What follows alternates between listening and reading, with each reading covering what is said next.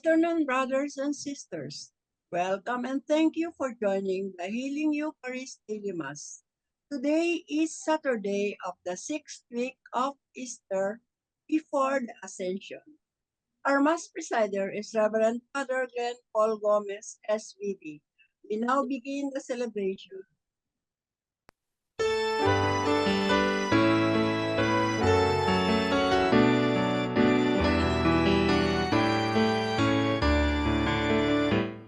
Let heaven rejoice and earth be glad.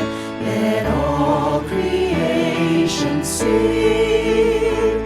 Let children proclaim to every land, Hosanna to our King.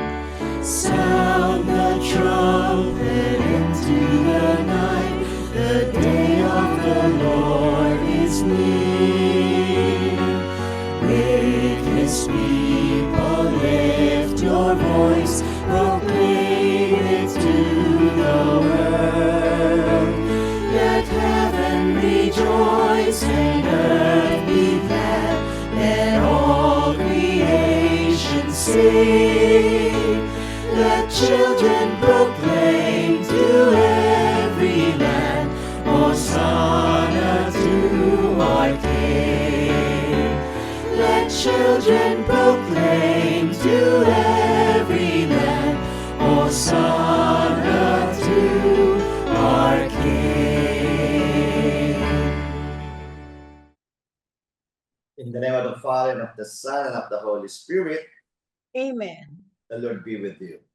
And with your spirit. Magandang hapon po sa inyong lahat. At ito ang huling araw ng ika-6 na linggo ng Pasko ng muling pagkabuhay. At bukas po ay ang pag-akyat ni Jesus sa langit, the solemnity of the Ascension. At upang tayo po ay maging karapat-dapat na lumahok sa misang ito, tumahimik po tayo sumandali. We pause for a moment, close our eyes, bow our heads, as we say sorry for all the sins and mistakes that we have committed. We believe that our God is a very loving and forgiving God. You were sent to heal the contrite of heart. Lord, have mercy. Lord, have mercy. You came to call sinners. Christ, have mercy. Christ, have mercy. You are seated at the right hand of the Father to intercede for us. Lord, have mercy. Lord, have mercy. May Almighty God have mercy on us, forgive us our sins, and bring us to life which is everlasting. Amen. Let us pray as we offer to God all our intentions. O God, whose Son, at His ascension to the heavens, was pleased to promise the Holy Spirit to the apostles.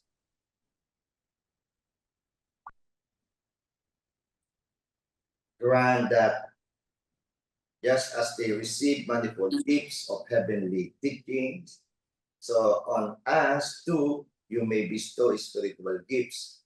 Through our Lord Jesus Christ, your Son, who lives and reigns with you in the unity of the Holy Spirit, one God, forever and ever. Amen. The Liturgy of the Word. A reading from the Acts of the Apostles. After staying in Antioch some time, Paul left and traveled in orderly sequence through the Galatian country and Phrygia, bringing strength to all the disciples.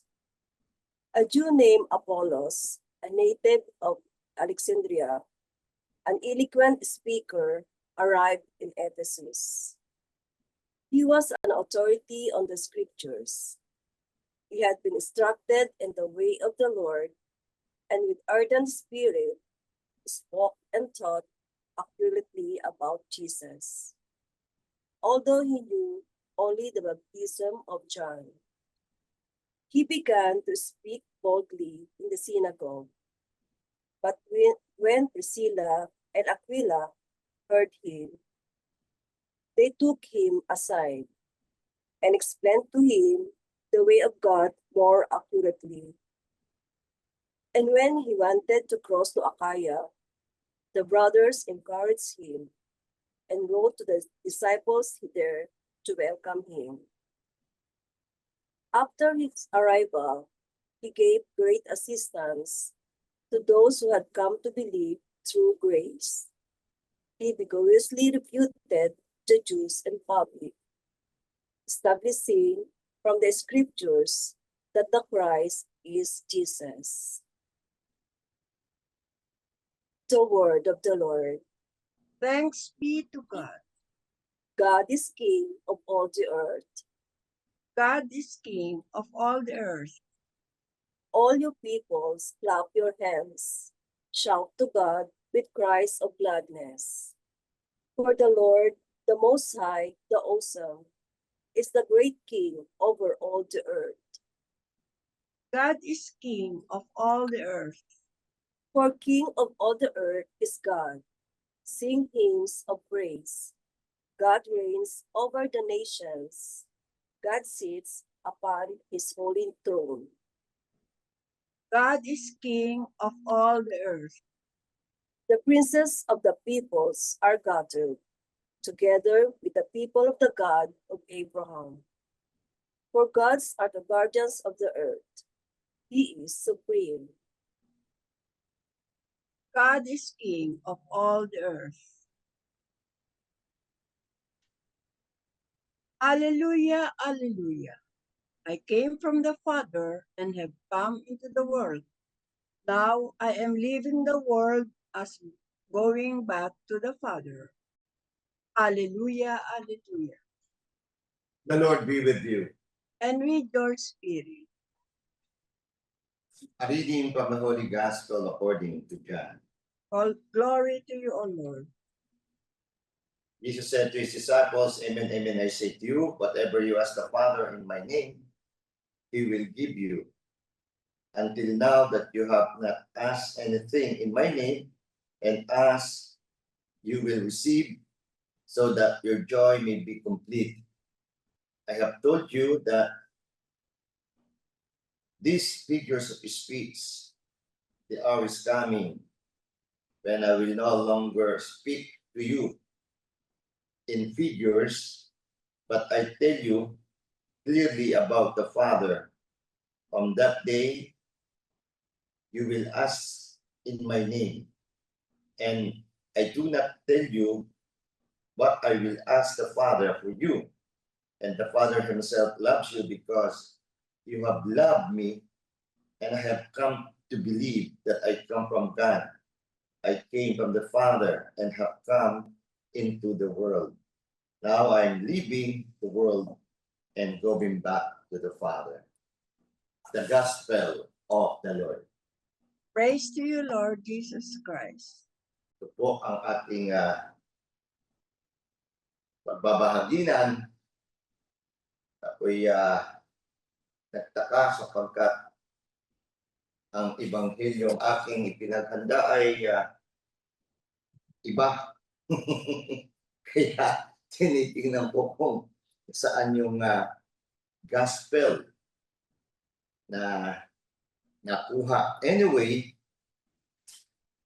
yung akin pong inihandang ebanghelyo ay patungkol sa pagtatanong ni San Pedro kay Jesus, patungkol po doon sa isang apostoles kung ano ang mangyayari sa kanya. No?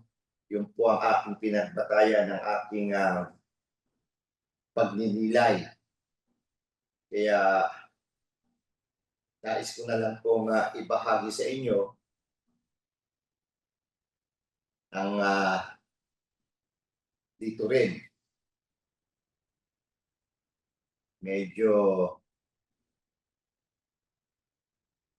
ang tanong, amen, amen, I say to you, whatever you ask of the Father, parang iba rin po rin nilalaman, ano? My Father will give you. Until now you have not asked anything in my Father. And as you you will receive, so that your joy may be complete.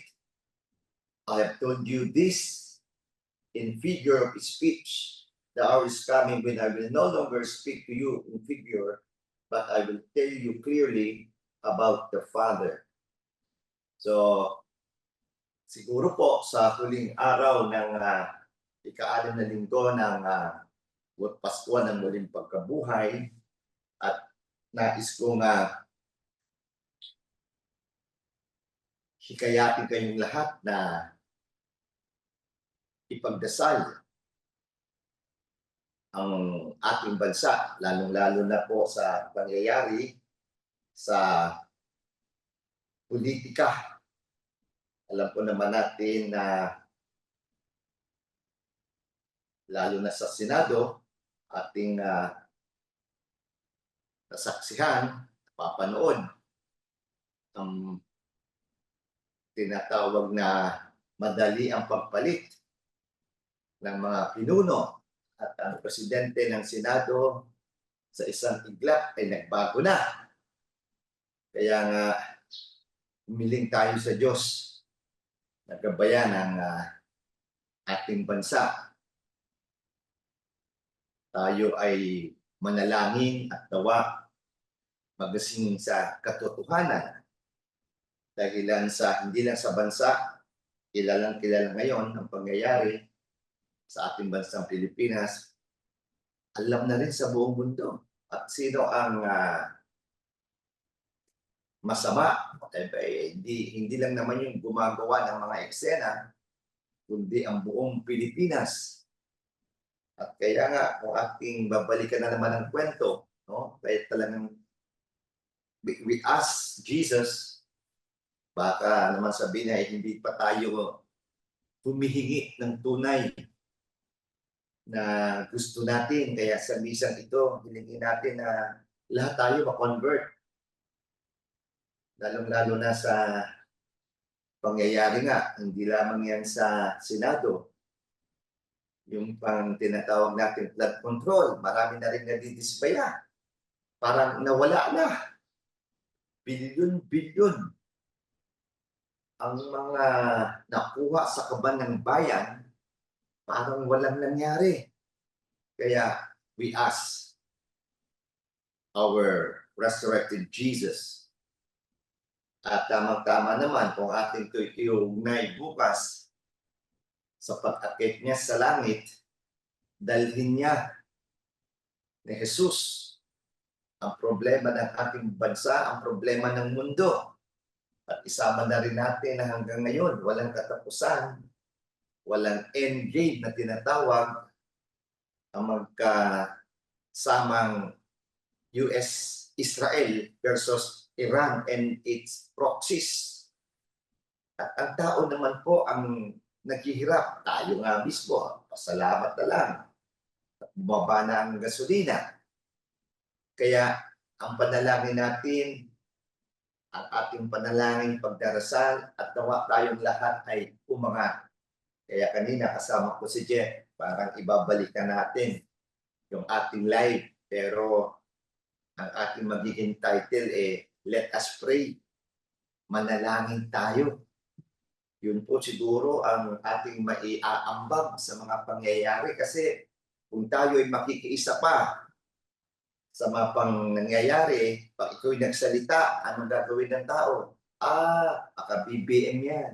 Pag binasabi ka naman sa ula, DDS yan. Kaya sirang-sira ang bansa.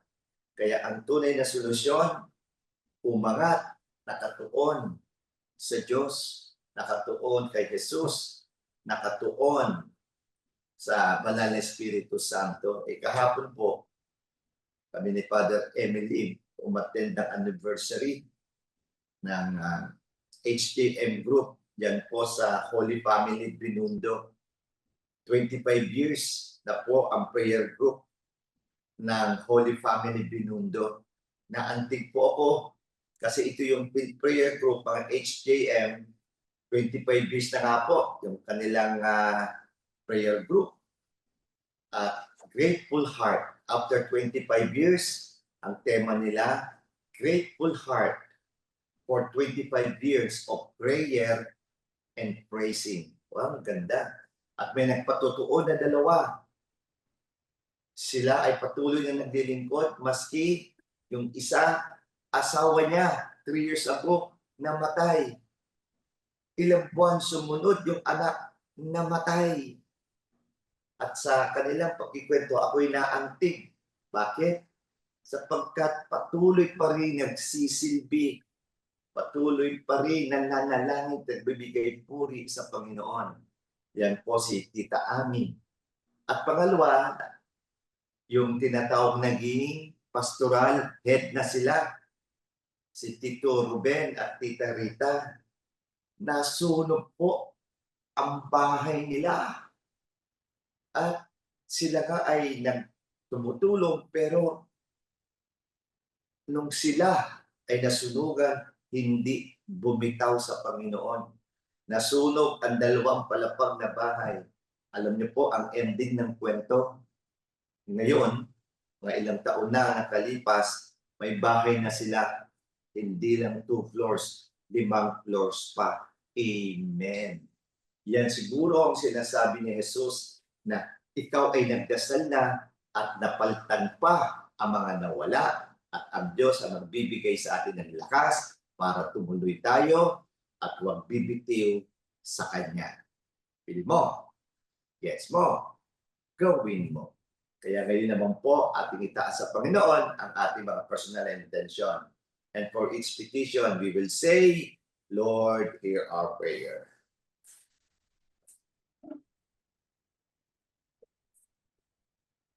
Lord, hear our prayer. For Pope Leo XIV, bishops, priests, deacons, and all who exercise authority in the church, may they be faithful in their service for the people of God. We pray. Lord, hear our prayer. For all of us gathered today, may we see everything to the eyes of faith, that we may realize that everything is God's gift to us. We pray. Lord, Lord, hear. hear our prayer.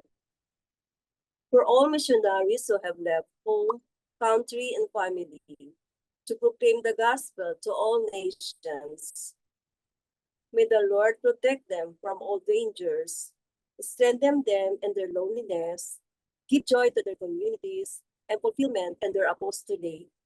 May the Lord reward them in this life and in the life to come for their sacrifices and generosity for the kingdom. We pray. Lord, hear our Lord, prayer. hear our prayer. Let us pray for the urgent concerns of our community and our personal intentions. For the complete healing of Nelia San Miguel Viejo, we pray. Lord, hear our prayer. Heavenly Father, thank you for sending Jesus. Thank you for sending the Holy Spirit. May we focus on you.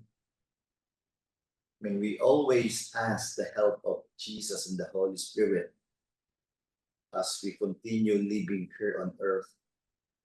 So Jesus, you reminded us to ask.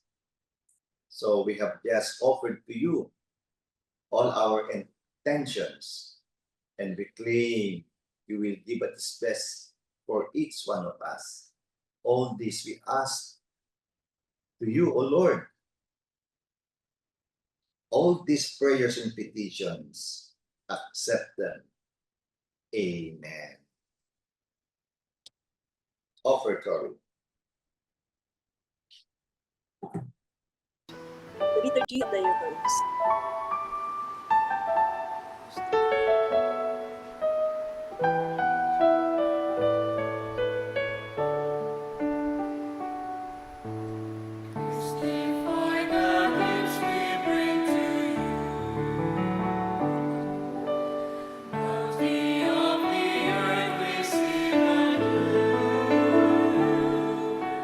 Take and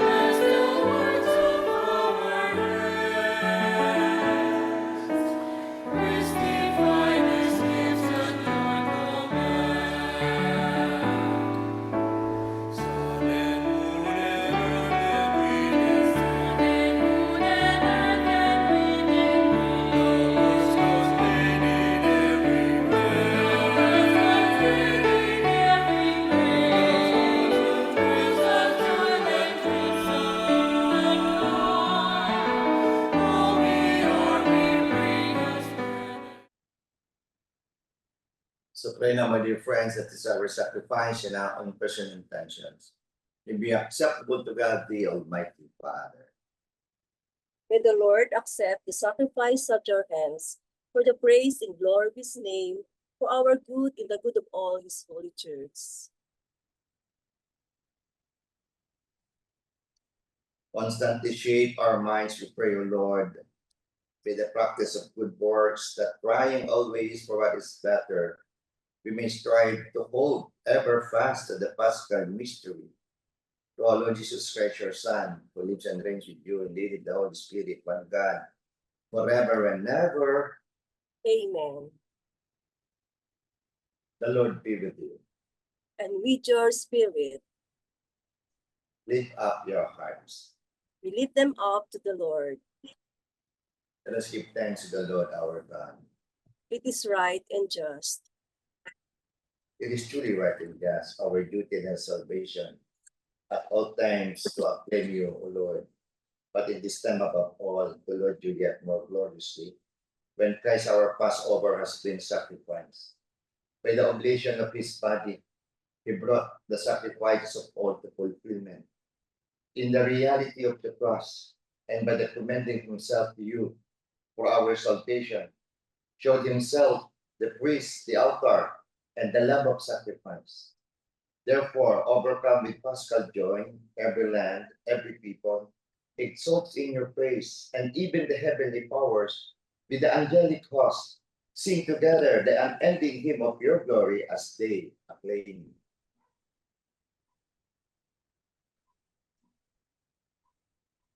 Holy Holy Lord God of hosts, heaven and earth are full of your glory. Hosanna in the highest. Blessed is he who comes in the name of the Lord. Hosanna in the highest. You are indeed holy, O Lord, the Son of all holiness. Make holy, therefore, these gifts, we pray, by sending down your Spirit on them, let the dew fall, so that it may become for us the body and blood of our Lord Jesus Christ. At that time, he was betrayed and entered willingly into his passion. He took bread and giving thanks, broke it, gave it to his disciples, saying, "Take this, all of you, and eat of it, for this is my body, which will be given up for you."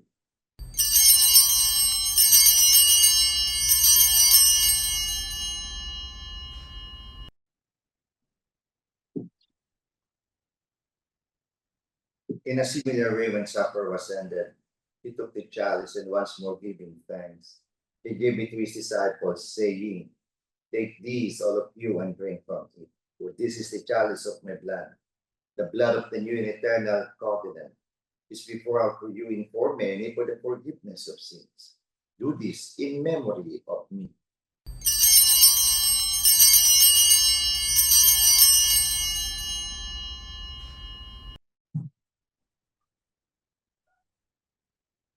The mystery of faith. When we eat this bread and drink this cup, we proclaim your death, O Lord, until you come again.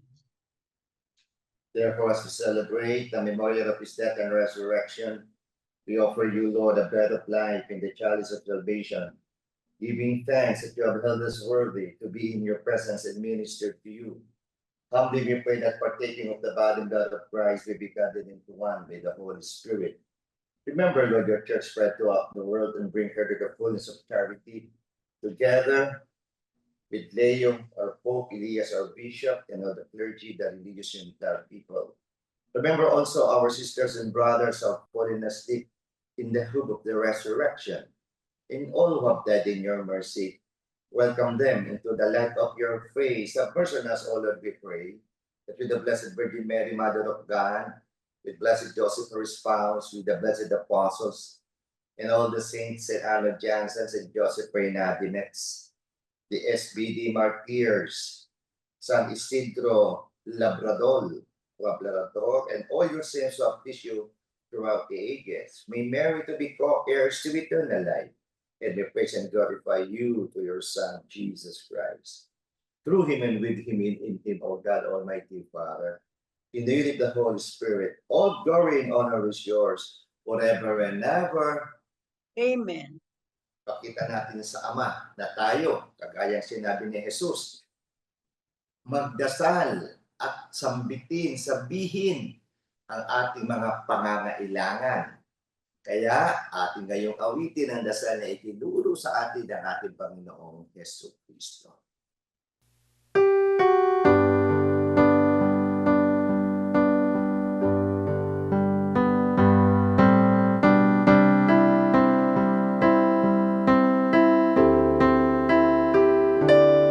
Ama namin,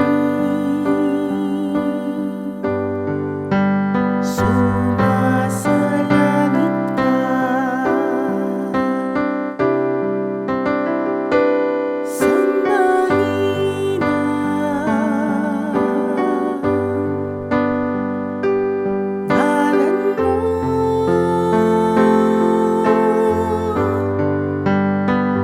Mapasa amin ang kaharian mo.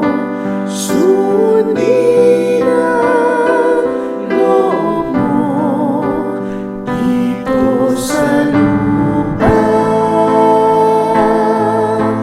para lang sa langit. Bigyan mo kami ngayon ng aming kakanin. Sa araw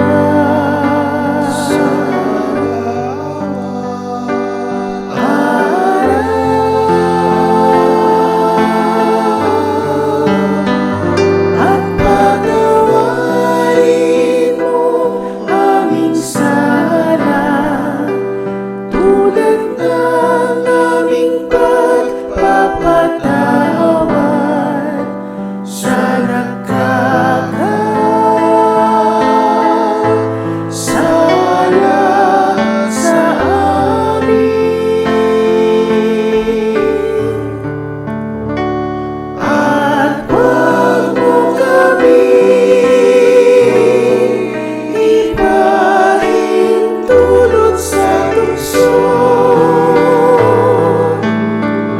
at iadya mo kami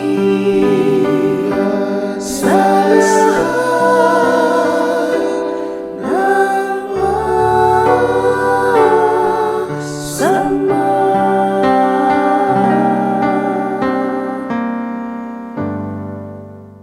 Deliver us, Lord, we pray, from every evil. Graciously grant peace in our days, that by the help of your mercy we be always free from sin and safe from all unnecessary distress, as we await the blessed hope and the coming of our Savior, Jesus Christ.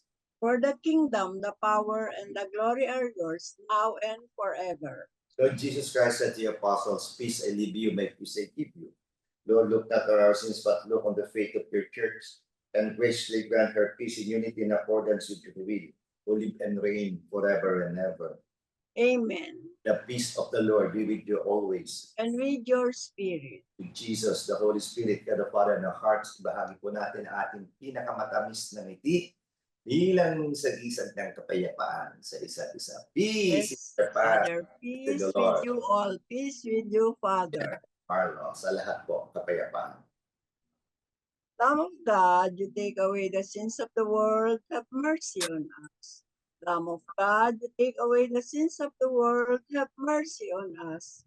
Lamb of God, you take away the sins of the world, grant us peace. Look at our Savior, our Redeemer, our Lord Jesus Christ, the divine Word, our Christ the King, our Emmanuel, God is with us. The Lamb of God who takes away the sins of the world, happy are those who are called to his supper. Lord, I am not worthy that you should enter under my roof, but only say the word, and my soul shall be healed.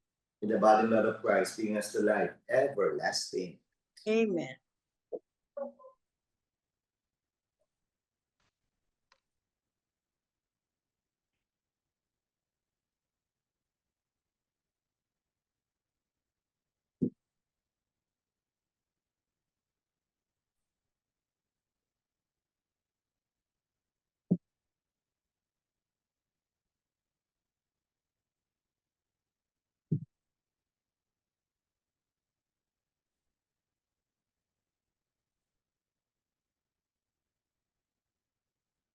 an act of spiritual communion.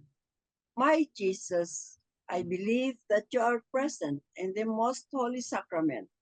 I love you above all things, and I desire to receive you into my soul. Since I cannot at this moment receive you sacramentally, come at least spiritually into my heart. I embrace you as if you were already there and unite myself wholly to you. Never permit me to be separated from you. Amen. Yan po, pagdasal natin mga kapatid natin na kailangan ng paghilom. Kaya we close our eyes to our heads. Sa misang ito, isama natin mga kapatid natin na sa ospital, na sa tahanan, na nangangailangan ng paghilom ng kanilang mga pisikal na sakit, lalo na yung mga may cancer, na mahilom sila. Mga sakit sa puso, mga sakit sa lungs, sa kidney, sakit mula ulo hanggang talampakan. Ganun din yung mga may sakit sa emosyon, sa mga nag-aaway, hindi nagkakaunawaan, sa mga naloloko, sa mga negosyo, yung mga hidwaan na nangyayari sa loob ng pamilya, sa lipunan, sa buong mundo. Kaya Lord, kinakailangan din namin mahilom ang aming pag-iisip, yung mga lalong-lalo na sa mga namumuno, na baliktad at taliwas ang mga pag-iisip. Ang mali ginagawang tama at ang tama ginagawang mali. At lahat po, lalo naman ang sakit sa espiritu, iba na ang kanilang binibigyan doon. Kaya Panginoon, we ask for integral, holistic healing. The healing of our body, the healing of our emotion, the healing of our mind, the healing of our spirit, the healing of our family.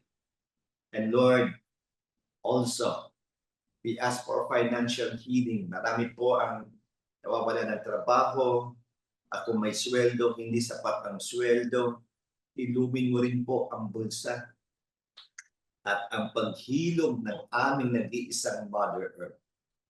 Tulungan niyo po na manumbalik ang sigla, mawala ang mga polusyon, mawala, Panginoon, ang mga paninira ng mga punong kahoy. Kaya kaming lahat, ang iyong nilikha, mga tao at mga bagay, hilumin mo. Ikaw'y naparito, Panginoon, upang kami ay iligtas, at higit sa lahat, upang kami ay maging tunay na iyong tagasunod. Ang paghilom ay kung mayroong Diyos sa isip, sa puso, sa aming buhay, na lalabas sa aming kamay sa pamagitan ng pagsisilbi. Pagsilbing nakakahilom at pagsisilbing nakakaligtas. Ang lahat ng ito ay hinihiling namin sa pamagitan ng muling nabuhay at umakyat na mananako ang aming Panginoong Jesucristo. Amen. Kaya ngayon naman, Sister Paz, pakibahagi kung saan tayo pwedeng samahan. Linggo na naman. Kaya batiin natin si Madam Cory. Happy birthday. Kahapon po ang tunay niyang birthday. Kaya patuloy natin siyang ipagdasal ang COO ng ABS-CBN. So muli, Sister Paz, saan tayo pwedeng samahan? 20 years ang ating ministry, apostolate, media apostolate, the Healing Eucharist. Yes, Father. The Healing Eucharist Sunday Mass is inviting everyone tomorrow at 6 o'clock a.m. to join the Eucharistic celebration of the solemnity of the Ascension of Jesus Christ. Our Mass celebrant is Reverend Raul Caga, SVD. You can watch and follow us at All TV Channel 2 and Kapamilya Channel from 6 to 7 a.m. Replace at Jeepney TV 7 to 8 a.m. Sky Cable Channel 955 at 10:15 to 11:15 a.m., 5 to 6 p.m. Also in TFC, Asia, and Guam. We have Manila airings in North and Latin America every 6 to 7 a.m. In Saudi and London, you can watch us in I1 TV, TFC, FB page, Twitter, Periscope. For our Healing Eucharist Daily Mass, we all invited everyone to join from Mondays to Friday at 7:30 p.m. and Saturday 5 p.m., Sunday 6 o'clock a.m. Every Thursday, the Healing Eucharist Loving Prayer Partners community is inviting everyone to join our Bliss Prayer meeting. We are live on streaming at Salitaw Hall in Christ the King Seminary at A. Rodriguez Avenue, Quezon City. Our community prayer starts at 6 o'clock for the Holy Rosary, 7 o'clock praise and worship, and 7:30 healing mass. Marami pong salamat at sama-sama tayong magkaisa sa ating pagdiriwang. Maraming salamat, Sister Paz. Maraming salamat, Sister Dolor. At sa inyo po, na aming maghiling na subaybay na laging nakikilahok sa ating banal na misa araw-araw. Pagka Lunes hanggang Biyernes sa kapitong kalahati ng gabi at pag Saturday naman, ikalima ng hapon at bukas linggo sa ating kapamilya at sa lahat ng ABS-CBN platforms. Kaya muli, maraming salamat po sa inyong mga panalangin at sa inyong mga material, financial help. Kaya tuloy-tuloy po ang pag-aasik natin ng mabuting balita ng ating Panginoon Kristo. Pakisabi po sa katabi, God bless you abundantly. Amen. Let us pray. We have partaken of the gifts of this sacred mystery, humbly imploring, O Lord, that what your Son commanded us to do in memory of him may bring us growth in purity through Christ our Lord. Amen. The Lord be with you. And with your spirit. May Almighty God bless you, the Father, the Son, and the Holy Spirit. Amen. Our Eucharistic celebration has just ended, but our mission Begins. begins. Go with Jesus, go with the Holy Spirit, go with God the Father, because God goes with you. Thanks be to God. Thank you, Father Glenn. Thank you.